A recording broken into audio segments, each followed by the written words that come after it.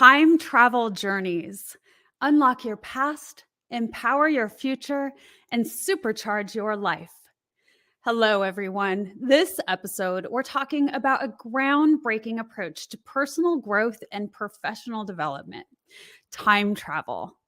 Imagine exploring your past, present, and future with the guidance of an expert coach, uncovering hidden passions, talents, and strengths that can transform your life. Using a unique methodology of self compassion, self confidence, and meaningful social connection, this program empowers individuals and communities in overcoming self doubt, anxiety, isolation, and depression.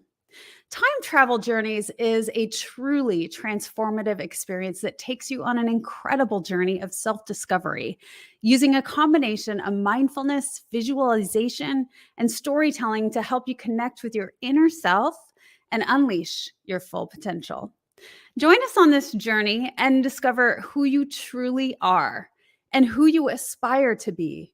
With time travel journeys, you can unlock your past, empower your future, and supercharge your life. Don't forget to like, share, and subscribe for more videos like this.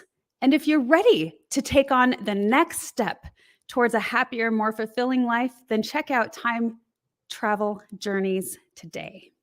Welcome to the Wellness Driven Life Show. I'm so excited that you're here with us today, and you're about to go on a wellness driven ride.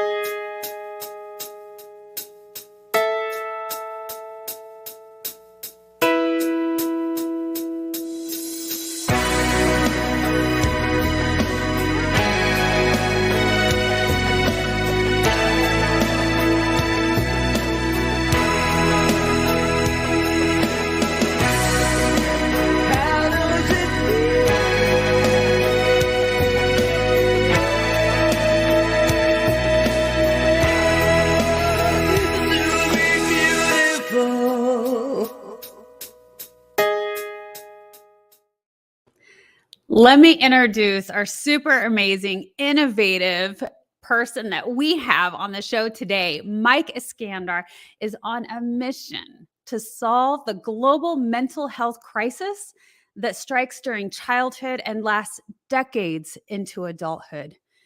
His work has led over 12,000 students, teachers, and company employees on an unconventional journey to deeper self-compassion, self-confidence, and meaningful connection. Mike is a TEDx speaker, innovative curriculum designer, and founder of a breakthrough social emotional learning program, Time Travel Journeys. His unique problem-solving approach comes from his diverse range of experiences as a world traveler, youth tennis coach, entrepreneur, and leader of a Fortune 500 company culture task force. He holds degrees in journalism and sociology from the University of North Carolina. Please help me welcome our guest, Mike. Thank you, April. Really appreciate that. Great to be here. And I think you put your own twist on that, some of that intro stuff, and it was really poetic. Thank you for making me sound better than I probably am. So, Nope. I added all of the things that you hold and are all of the greatness that you are. So you got to pump yourself up too, because you're doing so many incredible things. So let's share with the audience a little bit about that. Let's start with just a little bit about you personally. yeah, for sure. So I live in Raleigh-Durham area of North Carolina, and very, very focused on this time travel journeys project that I've been growing over the past few years. I'm also an employee of Southwest Airlines and have been a flight attendant for them for the past 13 years, and also have spent a number of years on their culture task force, kind of build their culture internally and externally. I pretty much love being outdoors as much as possible. And for all the screen time that we have to put in, I am usually just wanting to be out in nature. So Oh, thank you. Well, it makes sense that you are a world traveler when you work for such a global airline. So fabulous. I didn't know that about you. And it was really cool the way that I got to meet you. And I had the pleasure of meeting you. And I got to see you speak. It was really great. Thoroughly enjoyed that. You're an incredible speaker. You've done a TED Talk. And so let's backtrack a little bit because you really are focused on time travel journeys. And so the story behind that, the why behind that, the passion behind that is incredible. Would you love to share with the audience about that? Where did you Yeah, start? I'd be happy to. I think it probably started with a question that we are all often asking ourselves these days, which is, where did the time go? And Mm. I think every time I bring this up, I get a lot of nods like, yes, I find myself asking that as well. Time seems to be moving faster and faster.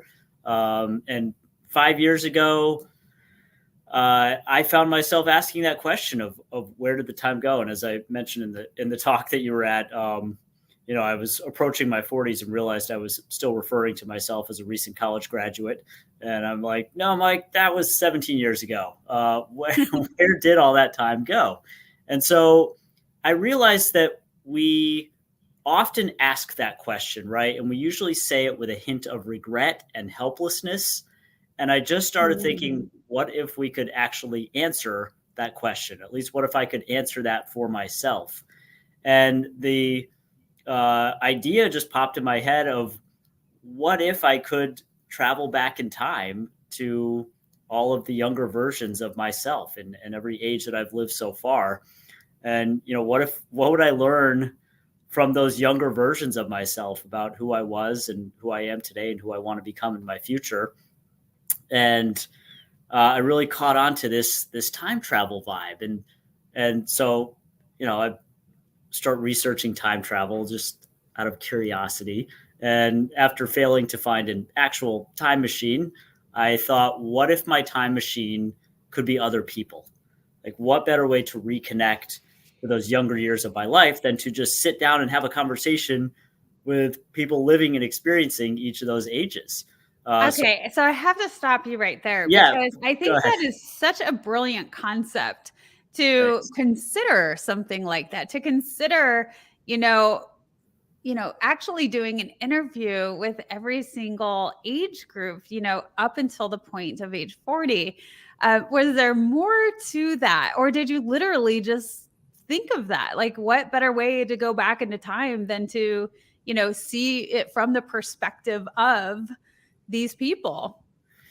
Yeah, I mean, there was a process for sure of of reflection and thinking back to certain younger versions of myself, and you know positives and struggles. But I think it was pretty organic, and you're right. I kind of just gloss over that part, but it is, I guess, unusual that I took this like hypothetical what if, that we all kind of daydream and think of what ifs and interesting scenarios and possibilities, and um, was able to ground it into a real possibility. Yeah. So yeah, so that thought led to, and I was approaching age 40, and there's something about that phase of life that um, I don't know. I was just focused on it, right? Yeah, And I there was a I lot can of attest. I can attest.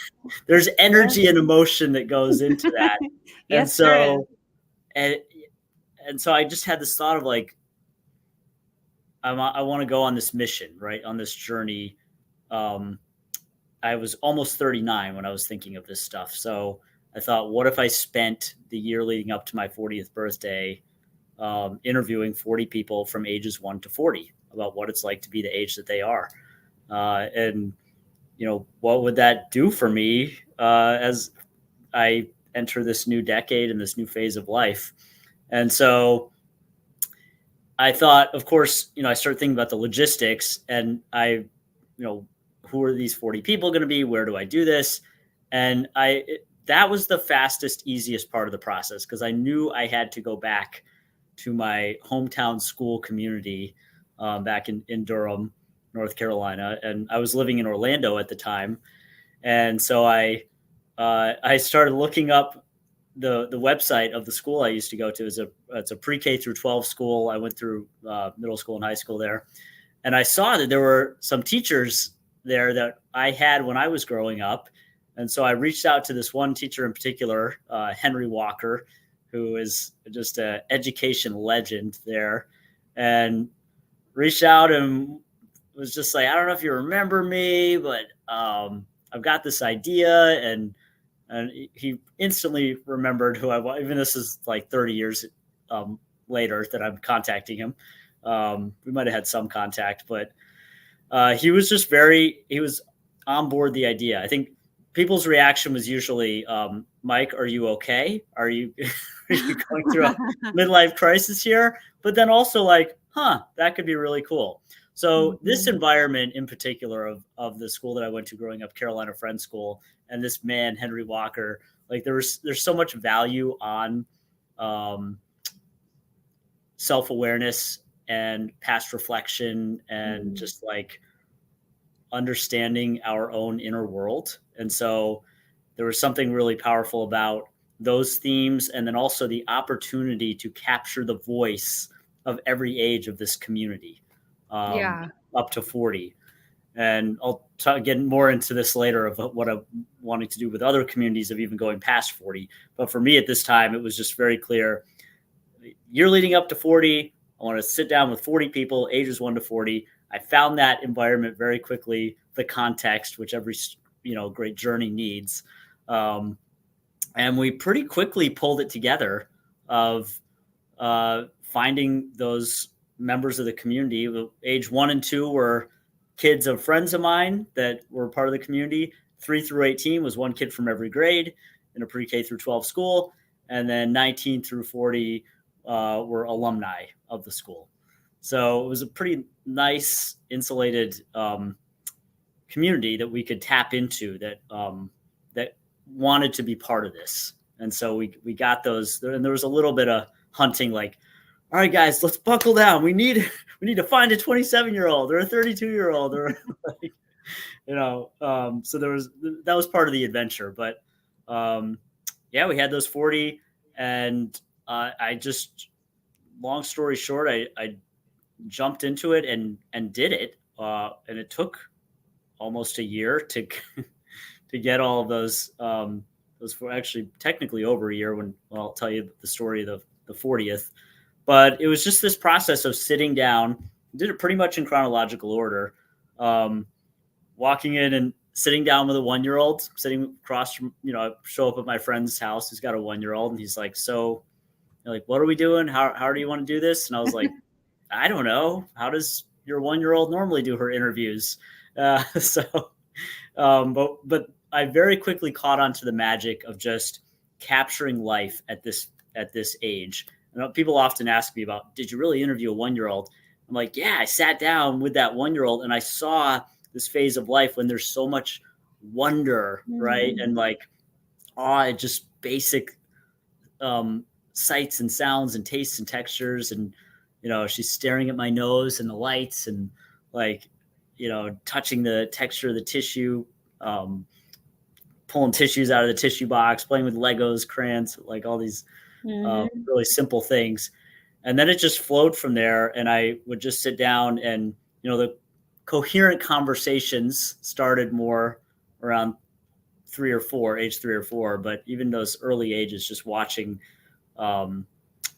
life from that perspective and the playfulness and the sense of wonder and awe. And and then it was just once the conversation started, yeah, exactly. And then the observing, and then the conversations got into pretty much the same set of questions centered on what is it like to be the age that you are. Yeah. And there was first of all, what a perfect playground area for research, right? This community that already has a rapport with you. You grew up in it. So you have friends and family. Your teachers are still there, amazingly enough, Right. so Yeah, it's really small knit tight community where it was a perfect place to do this experiment. And I can only imagine what that community is like now after this experience and this empowerment and its like awareness, of going through this, and you yourself, how you've grown and now you've created time travel journeys, which is really expanding into helping so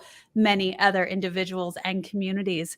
So this is really, really exciting. I'm so glad that you got to do that. What was the age that you really started noticing a more common pattern arise?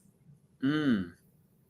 So I think there were phases of patterns, right? And one of those phases was the early childhood years. And I think um, I was around age 4, 5, 6. Like I sat down with this 4-year old, and that was the first time I was like, wow, I feel like I'm sitting across from a younger version of myself, right?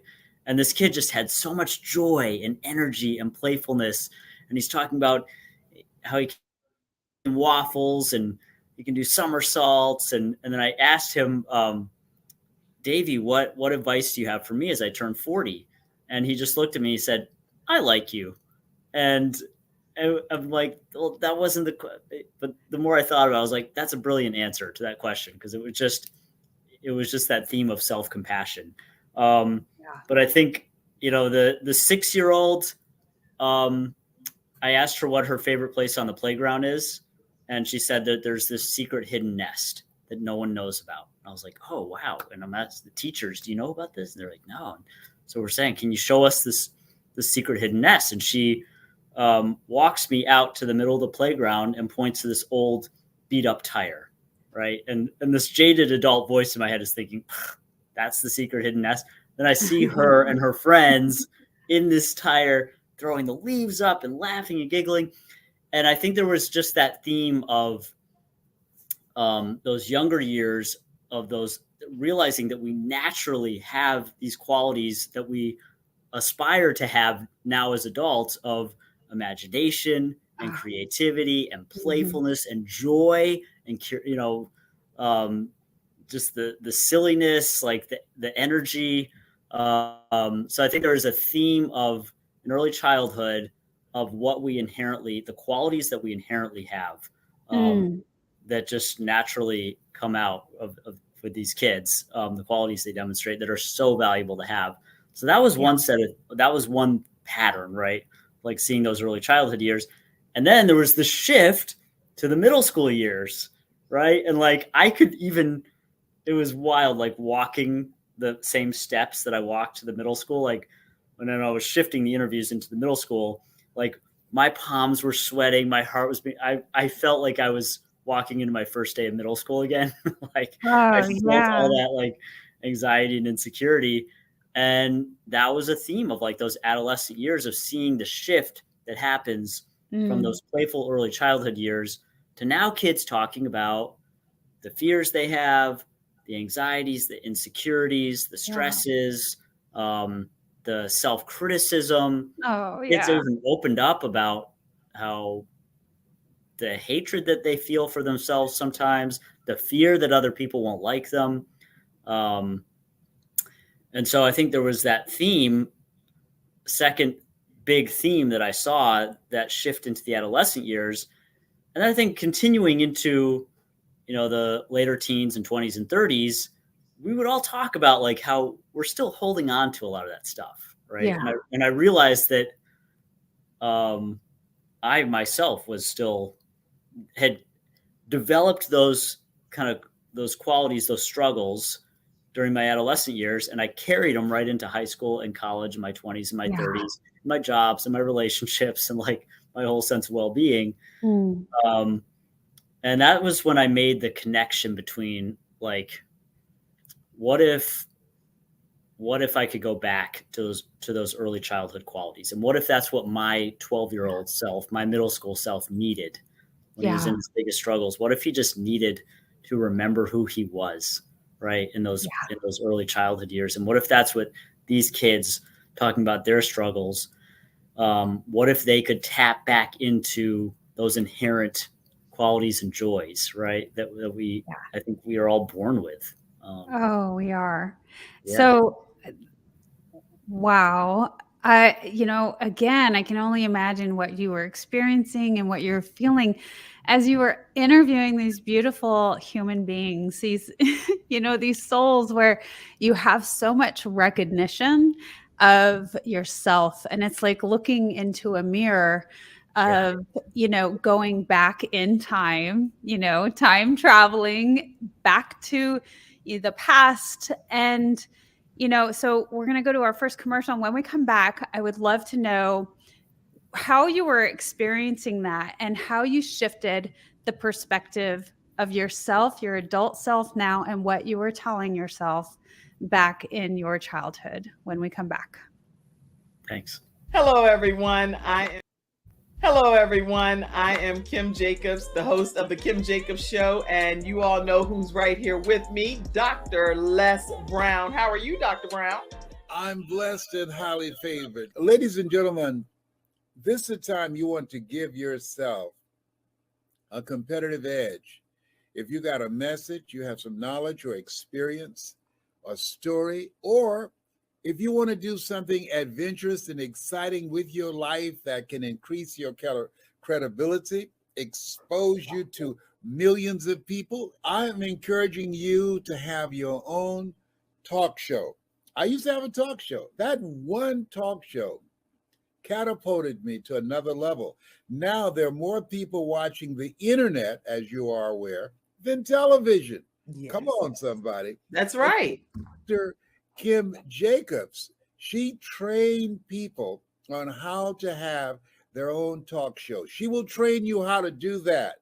And now with me working, partnering with her, now you have the combination of an audience, expansive audience. We have over 4 million people in all of our platforms, and the coaching you need to grow your business, to grow your multi-level marketing organization, to draw more attention to yourself in this noisy economy. Go ahead, Kim. So in the training that I do, Les, I actually do a 6-week training. It's 1 hour per week. And each week I meet with the individuals one-on-one. We go through and we talk about all of the things that's necessary for a show to become a reality. We go from how to actually identify your focus area, what's going to be your ideal customer that's going to be tuning in. We'll talk about how to get guests, how to get sponsorship, how to go about getting your lighting, your branding, and your banners, and everything that you need to know. And guess what, Les? They own their own content at the end of the day. And that's exciting. Now, if you're ready to create a shift in your business and in your life and increase your cash flow, I want you to go to KimJacobsConsulting.com. It's right there on the screen, KimJacobsConsulting.com. You know, people say opportunity knocks on every door. Right. No, opportunity stands by silently waiting for you to recognize it.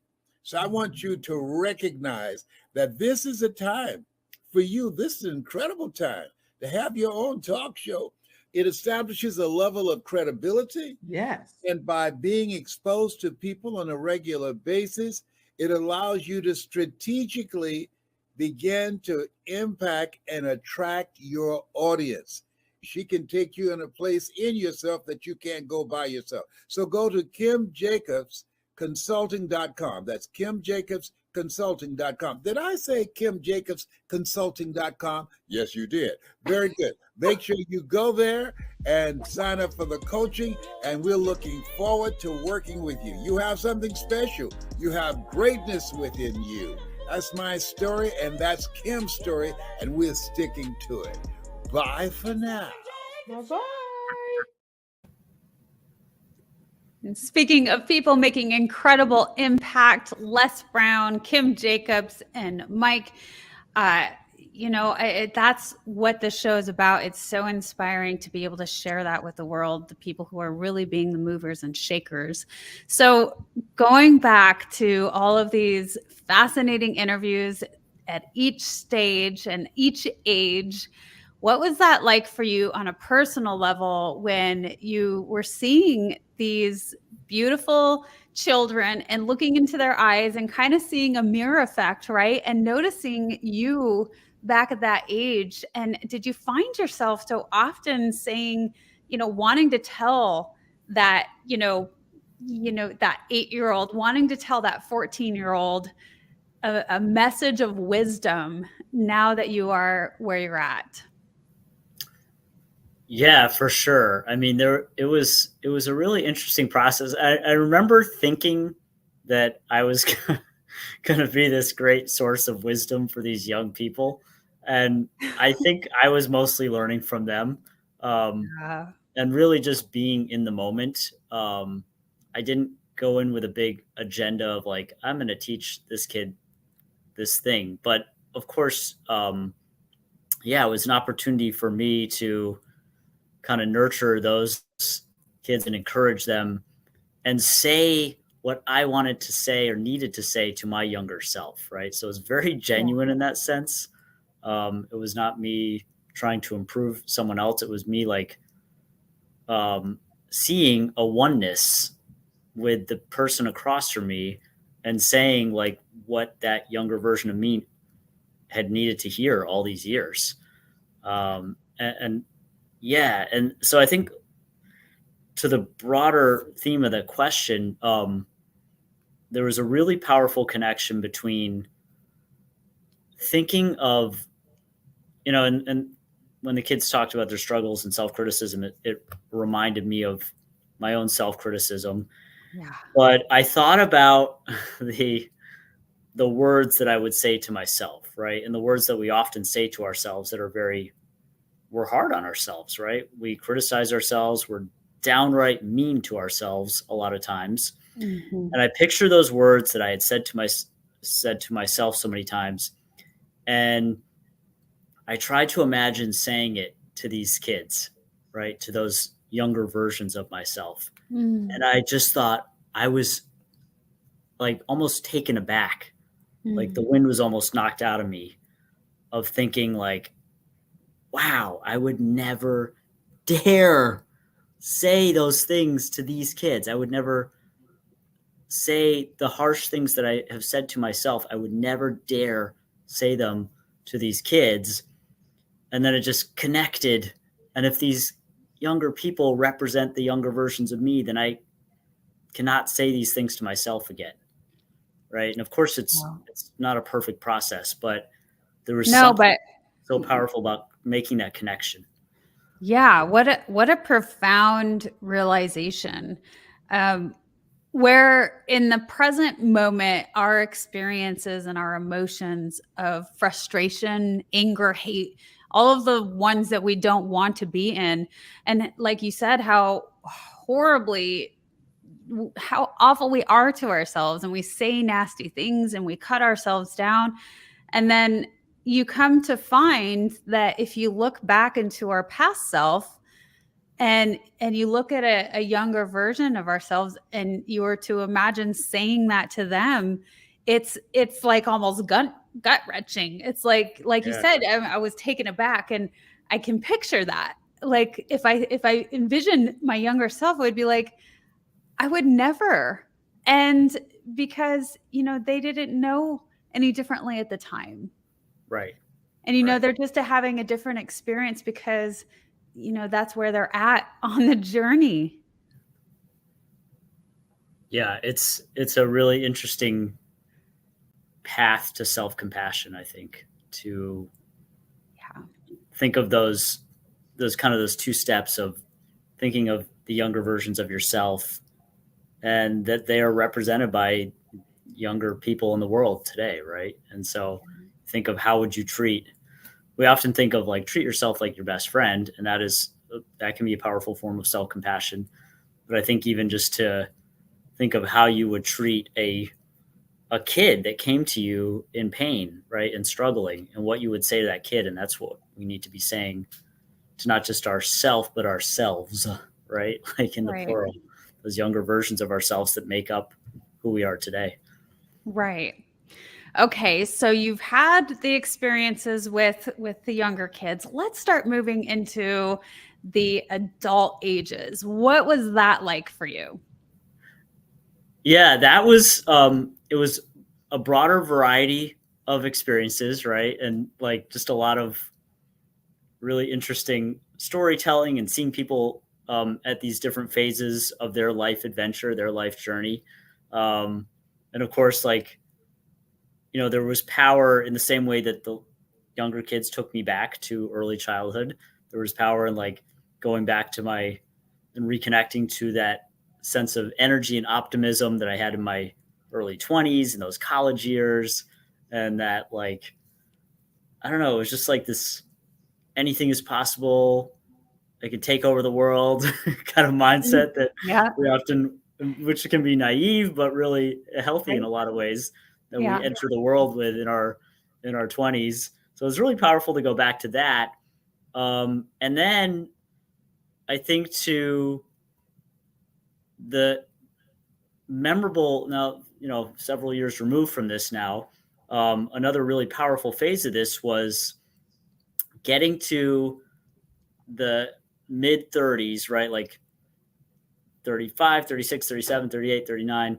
And I started to connect with people that I had grown, right? And so my brother and like a lot of my best friends from middle school and high school that I'm still friends with today. And it was really interesting to get to those years and um, to realize that like there's still I could still see that little kid inside of them, right? That I could Mm. see that common thread, that there's some personality or soul or spirit or essence that like stays with us, right? Because when I'm was so focused on the big picture of my past and you know looking at all these old photos and like I'm looking at my, you know, 36, 37, 38, 39-year-old friends that I'm interviewing now, who are right in my own peer group. And I could see that, like, wow, that in the same way that we hold on to the insecurities and the doubts and um, the anxieties that we kind of develop in adolescence, we also are still holding on to the some part of us that we've always had, right? That we've had since our early childhood days. And it was just kind of this interesting moment of hope, right? That like, oh, those parts of us are still there, right? And I, of course, was experiencing that. I connected with those younger kids, and I could feel those parts of me awakening. But it was really interesting to think of um, just the concept of self, right? And it's really not self; it's selves, right? In the plural, like we are an accumulation of all those younger versions of ourselves, and even Yeah. I would realize later future versions. But like, Mhm. I think those parts of us, those younger versions of us, are still there. They're still part of us. They're still part of who we are, and we can tap into their wisdom and we can tap into their those qualities and make them part of our present. Mm. That's that's really, it's interesting because that has really been coming up in my awareness lately, where people have spoken about that, is that like you don't truly lose yourself. Because I like to say, well, we always have a choice to kind of redefine our identity. As I go Right. into identity a lot, because I felt like I recently had a major identity crisis. And then I Mm. came to this realization of, oh, hey, actually, I can change that. And I can change the beliefs that I had about myself that created this identity. And so, but I've heard other people say that there's always that aspect of you. And like you were saying, it's like it's this soul, this essence, this something about us that is still there, and it's carried throughout each stage. Yeah, and you know when you see a friend from like childhood that you've known your whole life, and you can instantly see it, right? Like Yes. you still see that third Yeah. grader or whatever. Like Yeah. the recognition is still there, the resemblance. Very true. Very true.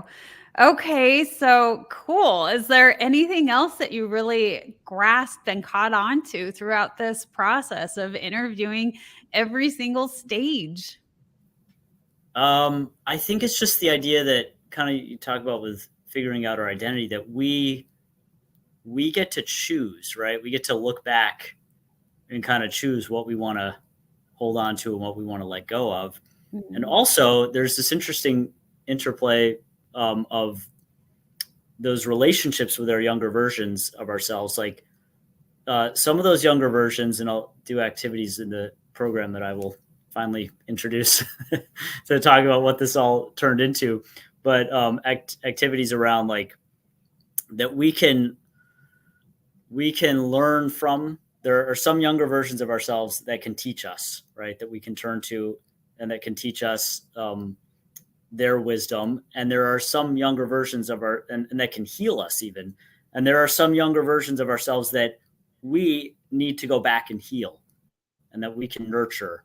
And like, those are like wounded parts of ourselves, right? And so Mhm. it's just very interesting that we can have relationships with all the younger versions of ourselves, right? And like, we can be healed by some and heal others and learn from some and teach others. And there's a whole community going on inside of us. Yeah, there is. So you kind of got started in an interesting way of how time travel journeys kind of started coming about. You want to start talking about that? Yeah, for sure. So I got to age 40, and there was this question of kind of hanging in the air of like, what am I going to do with age 40? And a friend of mine actually was like, oh, you need to be the 40th, right? Of the 40 interviews. And so on my 40th birthday, I was the 40th interview. And the way I did that was I had all of the people that I interviewed get together at the school that I grew up at, and they interviewed me about what it was like Wow. being 40. So I had these. It was How the best long did that take? best birthday party ever. Yeah. I don't know. We kept it to a couple hours, but Oh, that's it cool. was like all these different ages now coming to me and saying, "What's it like for you turning 40? And what Yeah. makes you sad? And what are your dreams? And what are your like?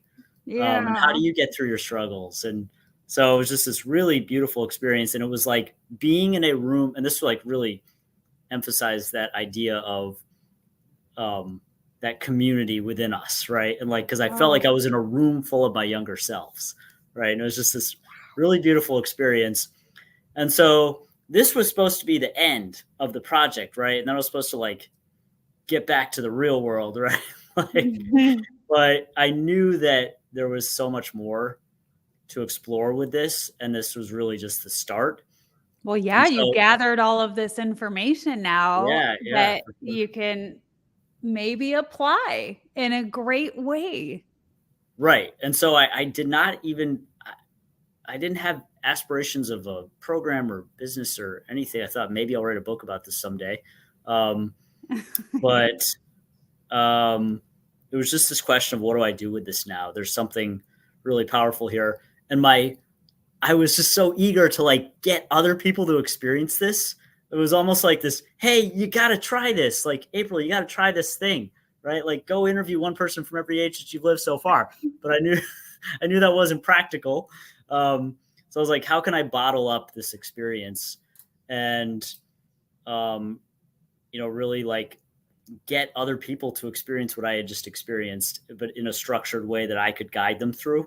And Mhm. so I first thought that I want to help adolescents, right? That was the first like group that I wanted to help because it's that intersection of the magic of early childhood and the struggles Yeah. adolescents hold on to. So like, what if we could go back to the root of Yeah. where so many of our problems stem from?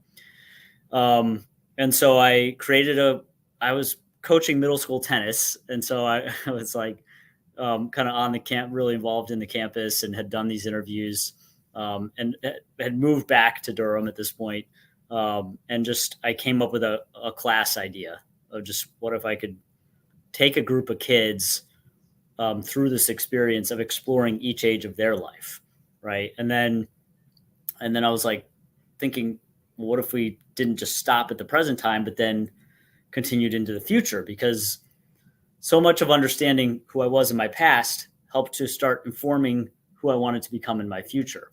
Right. So then that became the structure of a time travel journey. And so we had to come up with a class name, and I had some boring name in the head of the middle school is like, we need something more fun, right? That's going to be like fun for middle schoolers. Need 'Cause to it can't be appeal like, to the age group.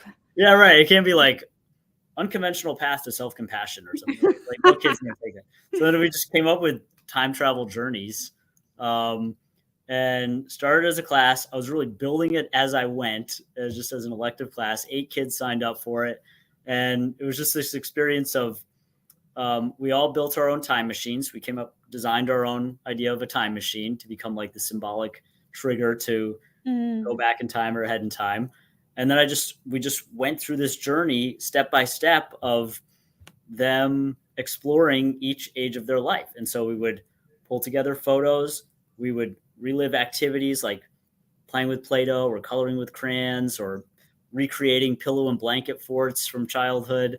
I had them interview and connect with preschoolers to have the kind of the same experience I had of like reconnecting with those younger years. Oh, that's Right. a great idea. Oh, beautiful. Like it was just Great magic idea. to watch those kids connect with the younger kids and experience what I experienced in a lot of ways. Yeah, well, it's so Um, empowering, when they feel like they get to, play a part in helping somebody else. And you're right, yeah, that sense of community, of, right. servitude. And yeah, it's just a healing experience in and of itself. Great For idea. sure. So yeah, then we're writing letters to our younger selves, really like forming those relationships with those younger versions of us, finding out, accumulating, collecting what we can learn from our younger selves.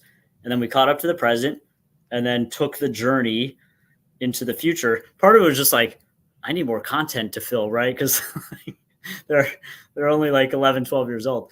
So it's like, okay, what if we took this into the future? And then it was really cool getting them to explore who they want to become, goals and dreams and aspirations for high school and college and career paths and life adventures. Yeah.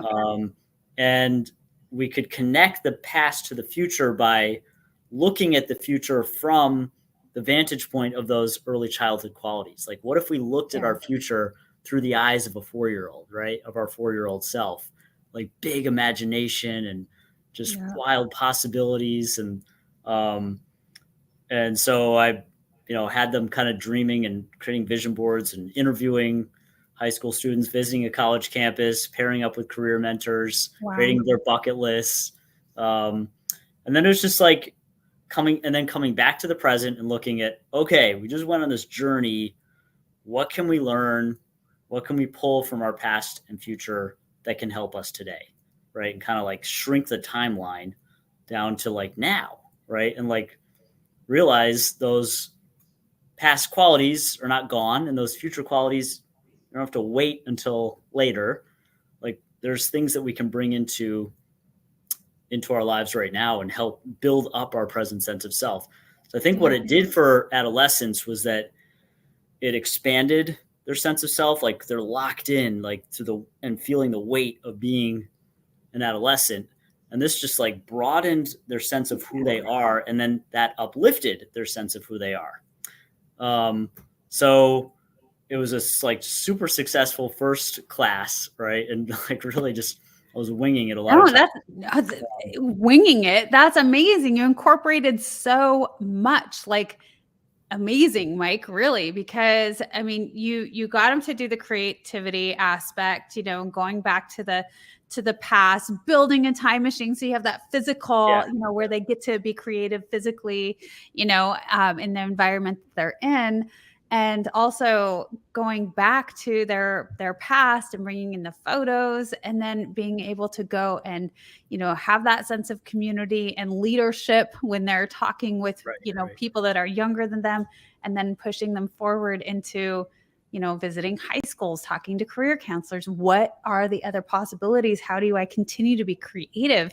You really, if you just winged that, that's really impressive. And I am amazed. But so much I find that when we're on the right track, when we found that it factor, that the thing that we're here to do, everything just really starts coming into focus, and Yeah, everything it starts flows. happening, and things open up, and opportunities arise. And, the thoughts that you have are just like brilliant, and the connections come.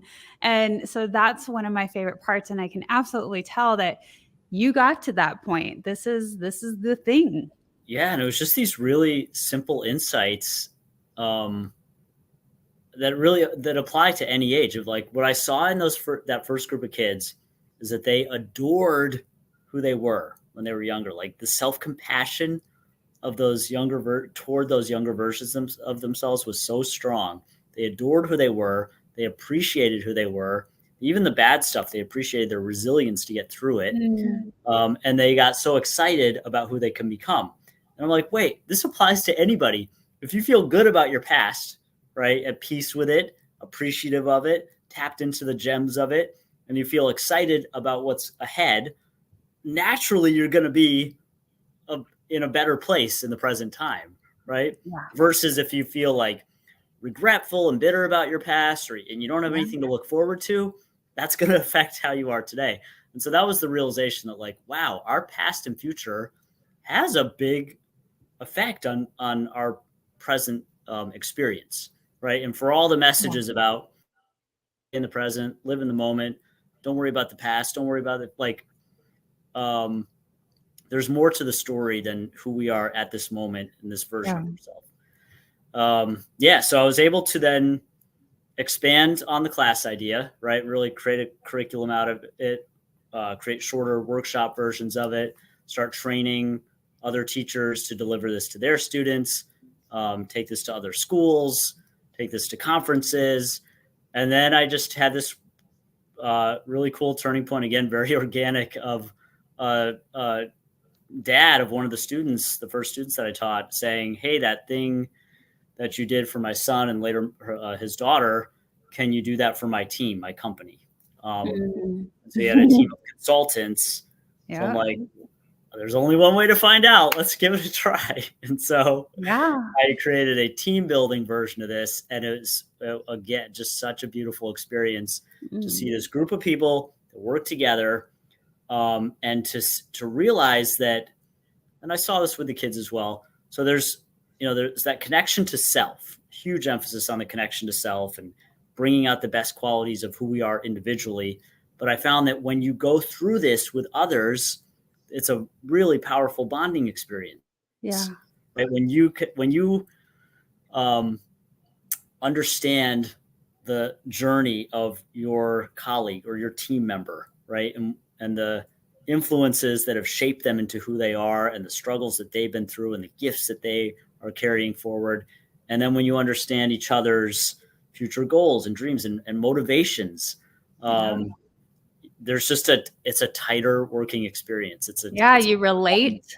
You relate. There's the relation, the compassion, compassion, empathy, right? There's commonalities. Like there's like, oh yeah, I went through that too, or I experienced that too, or I'm from that same area. Or this is another beautiful way of being able to share our stories. And so much of us say, the power in sharing your stories, the power of stepping out on stage and your voice, the power of journaling, of writing it down. It's all the same thing, right? It's being able to get it out, to express ourselves, and to have compassion, self-compassion too. And, we're just all on this human journey. So one thing I'm very curious about is, as you were going through this process with both kids and adults alike, were there any times where, and I would imagine so, but where, there was those stuck points or those really emotional times where people, had this overwhelming emotional experience based on something that happened in their past? A lot of times we like to say it starts around the age of 5, where we first experience, something where we're like, this isn't right. And I'm not comfortable anymore. And your world is kind of rocked upside down. You're saying, as the 5-year-olds, you start having those experiences. Yeah, I mean, well, that's a Right, a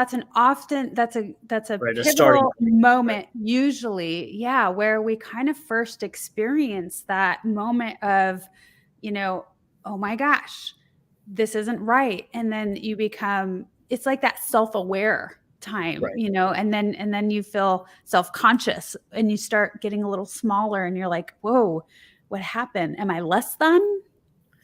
Yeah, so this can definitely be an emotional experience, right? And for me, it started with like recognizing the pain that my 12-year-old self was in, right? Yeah. And um, so it can be, it's certainly can and should be an emotional experience. It's an opportunity to nurture those hurt, wounded parts of ourselves, right?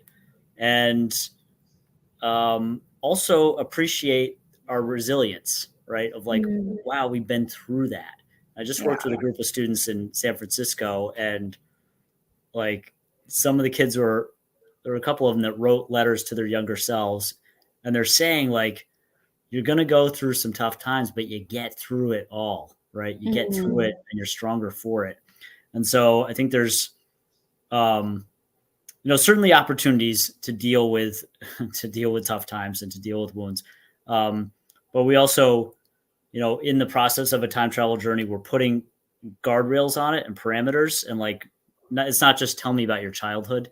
It's let's look at those things that ground the past into like tangible memories of favorite foods and snacks and games and toys and mm. adventures. And so we're filling those in. And of course, other things can pop up along the way on that journey. But I think it's my favorite answer to this question was from there's a school that I'm working with in Philadelphia doing a year-long version of this program.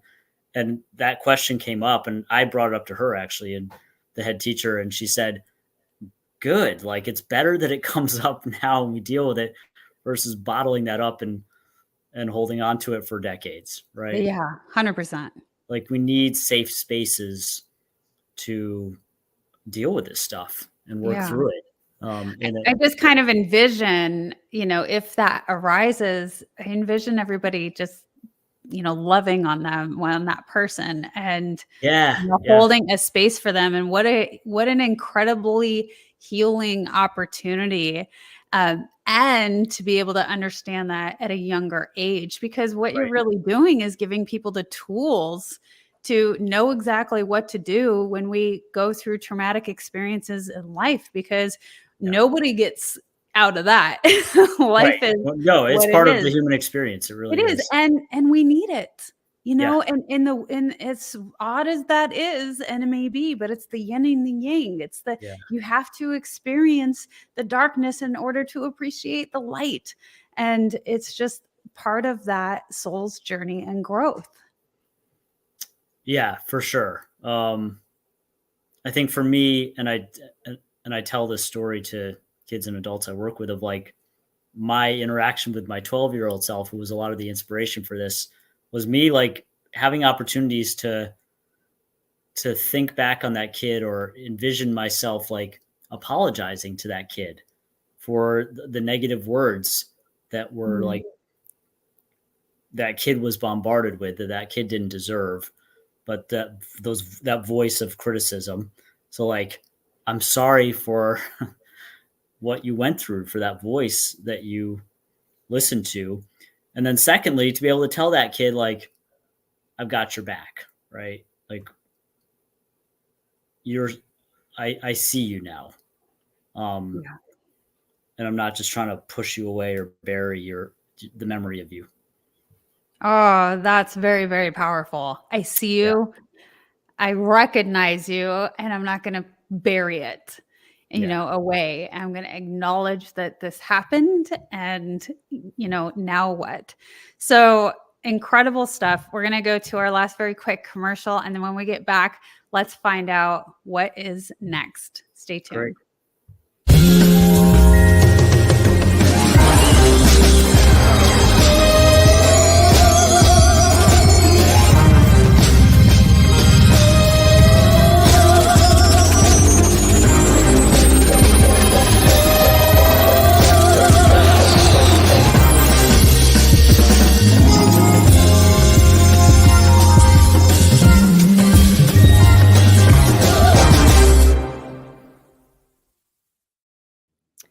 find out more about Bella Grace in the description below. And so coming back, Mike, this is all really, really cool. What is happening now with time travel journeys? And another really curious question I have for you, how do you know where to go? Do you just get referrals? Do people contact you through your website? Or do you actually look at maybe, some statistics on where the need is most greatly needed? I would like to do more of that, of find out where the need is. Well, I can tell you, Yes. I just moved here. And so this is kind of going on my own personal area. And so I don't know it well. We've been here a year. My kids didn't go to school here, but I have found that the suicide rate for middle schoolers is exponentially high. Yes. And I was shocked, Mike. I was truly, truly shocked, and it just broke my heart. I couldn't understand, like, why is it in specific areas? I mean, this isn't necessarily a low poverty, and and not that has to be an aspect of it, but what does make an area more, more adapt to those sorts of things, where where I was, there was more things like school shootings. Not to be proud of that, but so the suicide rate wasn't really a big thing. It wasn't on the rise, whereas I see it here. So if we start talking about statistics, like when I was back in law enforcement, we really did a lot of that. We did a lot of research on knowing where is the crime happening, why is that, how do we get to the root cause, and what do we need to do to make a change? Yeah, so we're certainly in the midst of a youth mental health crisis, 100%. And that suicide rate and that depression rate is astonishingly high in many, many places across the board. So that is always going to be in my heart, to work with schools and groups of kids and the teachers that are with those kids every day. I'm also, so referrals are a big part of this, of, teachers, parents, conferences that I go to and speak at, will connect me to schools that I work with. And then really the bigger aspiration now I found is that this is even more powerful as a full community experience. So I've had this experience of, working with teams, companies that, the parents will work in. And my vision really is to create full community experiences where, even similar to the 40 interviews from 40 ages, I want to do that in more communities, and even go up to age 80, right? Or age 100, right? Like, capture the voices of every age and could be, there are multiple ways to shape it. But have that experience of capturing the ages of every age of a community. And then creating this programming, not just for the kids, but so certainly for the kids in school, but also for parents to go through with the kids, for companies to go through, for companies to offer their employees a chance to do parent-child workshops, because a youth mental health crisis spills into the workplace. It affects how employees are doing their job. So I've just found, when you get the parents involved, when you get companies involved, when you get people from all ages in a community involved, when you get mentors involved, it just strengthens that experience for the kids going through this. Yeah, of course. I mean, if everybody's on board and has the understanding and awareness of, I always like to say that, the healing, if you want to make a big impact on the world, you got to start with yourself. And, it all starts there. And the more work that we do on ourselves, it just trickles, out into everybody else that we're in contact with. And so it just helps raise that vibration. The rising tide raises all ships. For sure. And when we can, understand ourselves, and then understand what others are going through, right, in our community, that there's the self-compassion and the compassion for each other, and that just all works together in a really beautiful process. Yeah, absolutely. Okay, so I want to make sure everybody knows how to find you, because I think you're right. It's building that awareness by, okay, I'm going out and I'm speaking to communities. The the referral aspect. I did a TED Talk. That's a great way to really build awareness. I think that you were brilliant with your title too. Time travel journeys. It really is. It speaks to so many people on so many levels, and I think you even used a little rocket ship, right? Yeah. Which is super cool. And I like that, because it does speak to all levels. It brings a sense of fun and creativity. And to me, in my mind, it is an image to be creative. When we think about just space travel in and of itself is like, wow, there's so many possibilities and so much that we don't yet know. So the way that everyone gets in touch with you is to really visit your website. Also, check out the TED Talk, and that should be in the description of this video as well. And the website is www.timetraveljourneys.com. That's TIMETRAVELJOURNEYS.com. And that too, again, is going to be in the description below. There's going to be many of you watching this replay, so be sure to check that out. Also, if you have any comments, leave them in the comments section below, and we'll make sure to get back to you. Mike, is there anything else that you would like to leave with us today? You've been such an awesome guest. You've done so fun things. I just love what you're doing out there. Is there anything else you want to leave us with? Thanks. I'll leave you with an activity that I have participants of this program go through, which I think is so interesting to see what people come up with. It always seems to be a rich experience for participants. So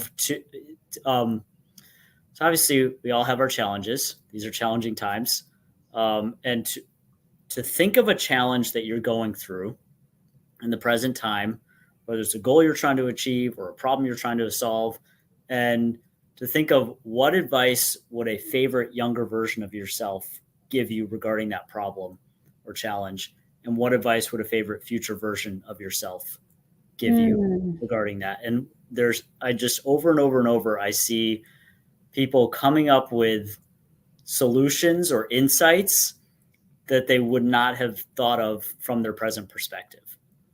And so I think and it's all looking within, right? It's not giving anyone any answers. It's just the spark to look within to your own internal wisdom of your past and future selves, and to see what answers they would have. What would that 8-year-old or 4-year-old tell you if you shared your biggest challenge with them? And what would that, future version of you, the 80-year-old or version of you 10 years from now, or whatever it is for you, what advice would they give you? And I think we can all look within ourselves and find really powerful answers to the challenges we're going through. Oh, that's really cool advice. That's a really cool project to do. Everybody take a pen and paper, write that down. What does your present self say to your past self, or past self say to your... Anyway, that's amazing. And actually, I just had a couple of comments pop through. Wanted to share them with you. Manly says, what does Mike want to say to his future self? The last part was cut off, but that's what it says, self. So what do you want to say to your future self? That's a great question. Yeah. So I, practice having a very powerful vision of my future self. Right. And so I think I want to thank my future self for doing the actions and that's good. Having the bravery and taking the actions that needed to be taken to get to make my life better. Right. Because that future self is living a more epic life than I'm living right now. And I think there's gratitude for showing me the way too.